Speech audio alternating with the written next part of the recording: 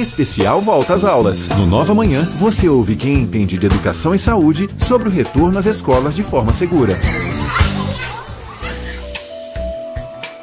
E é isso, né? Então, durante toda essa semana, ouvindo quem entende bastante disso, inclusive a gente convida os nossos ouvintes que têm dúvidas, podem mandar para cá. Cada dia a gente terá uma entrevista diferente, desde profissionais da área da educação até profissionais da área da saúde também, para tirar todas as dúvidas.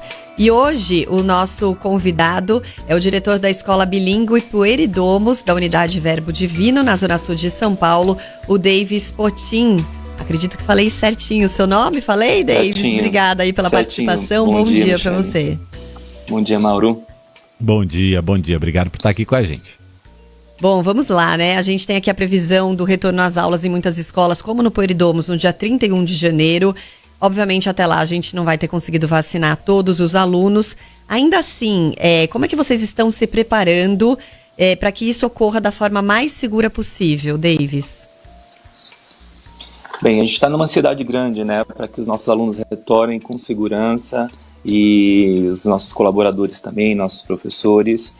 A gente vai continuar adotando as medidas de biossegurança que a gente já adotava no ano passado. Então, evidentemente, uso de máscara, e isso é algo que, inclusive, as crianças, os alunos trazem mais de uma, né, na mochila, para irem trocando ao longo do dia. E depois do lanche, depois do almoço.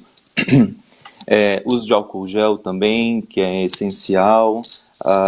Ventilação, ampla ventilação nas salas de aula e cuidando muito da higiene, das superfícies. Então, assim, esses protocolos, né?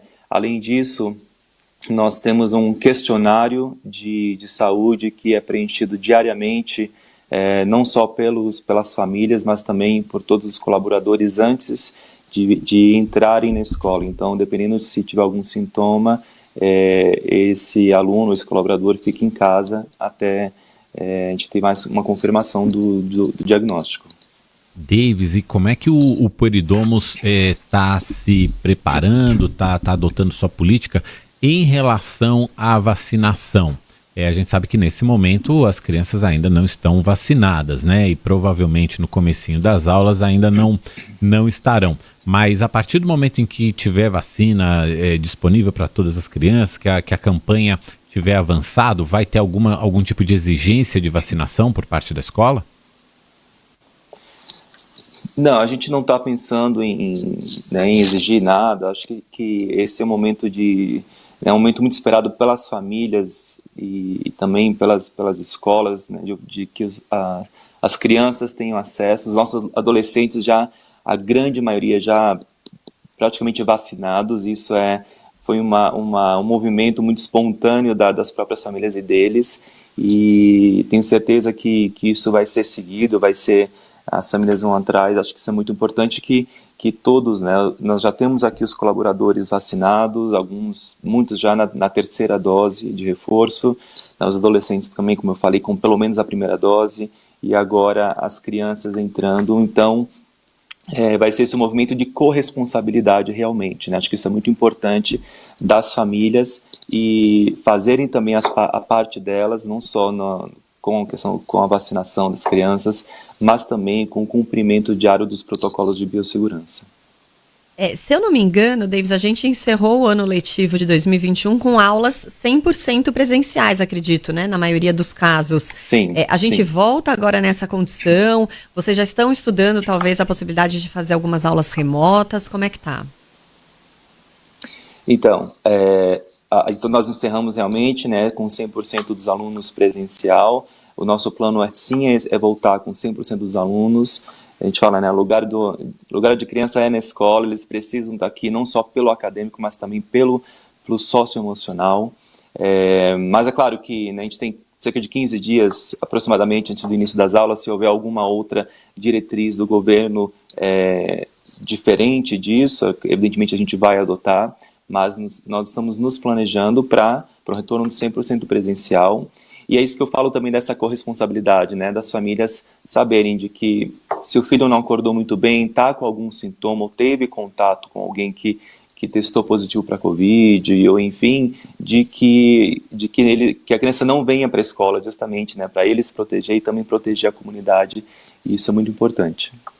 A gente sabe, Davis, que nesse momento da pandemia, principalmente por causa da variante Ômicron, é possível que haja contágio, né? É possível que algumas crianças peguem a Covid e precisem ficar em casa. Nesse caso, como é que a criança vai fazer para repor o conteúdo do tempo que precisar ficar em isolamento? Ou no caso de ficar em isolamento, ela vai ter acesso a algum conteúdo remoto? Como é que a escola está se preparando para isso? Então, dependendo da faixa etária, né, a gente tem algumas estratégias para que, evidentemente, o aluno não tenha nenhum prejuízo, né? Então, os alunos mais velhos, a gente consegue fazer uma transmissão, por exemplo, da aula, né? Os alunos mais novos, ali de educação infantil, Fundamental 1, já tem uma dinâmica um pouco diferente, mas nós temos uma plataforma de ensino, plataforma virtual de aprendizagem, em que essas atividades são postadas, né? Tem um contato diário e frequente, não só com a professora, ou com os professores, mas também a coordenação pedagógica, e para que justamente esse aluno não tenha nenhuma perda acadêmica, né? E porque é justamente isso, né? Então, dependendo do estado de saúde dele, se ainda tiver estiver bem, o bastante para poder acompanhar e fazer as atividades em casa, com certeza isso é algo que a gente incentiva e a gente cuida disso, para o aluno não ter nenhum prejuízo. Em relação ao quadro de funcionários, porque tem o outro lado também, né? Essa Sim. semana, inclusive, a escola do meu filho, que estava no curso de férias, suspendeu as aulas porque teve um número grande de funcionários com sintomas gripais. Alguns testaram para Covid, outros para influenza, mas na dúvida fica o quadro mais reduzido, e como é curso de férias, acharam melhor suspender para até voltar na semana que vem com um pouco mais de tranquilidade e segurança. Em relação aos funcionários, Davis, vocês estão prevendo algum tipo de extra para dar conta dessa demanda caso haja um número grande de funcionários afastados? Como é que funciona? Então, a gente, até o momento, né, os colaboradores estão começando a voltar, então, como você mesma mencionou, né, a gente começa na semana que vem com os professores para a semana pedagógica de preparação, então o administrativo já voltou nessa semana, e a gente tem um trabalho de contingência, assim, né, dependendo da demanda, de a gente ter substituição, de a gente poder realocar os funcionários. Isso a gente tem ali um plano B, um plano C, e rotina de escola é assim, né, a gente tem que estar sempre preparado para tudo.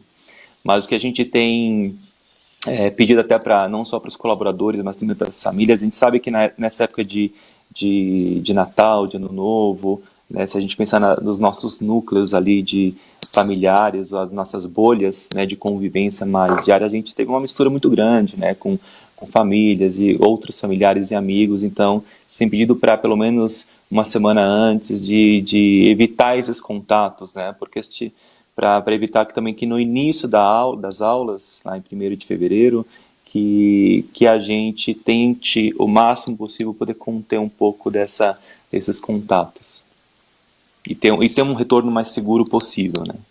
Sim.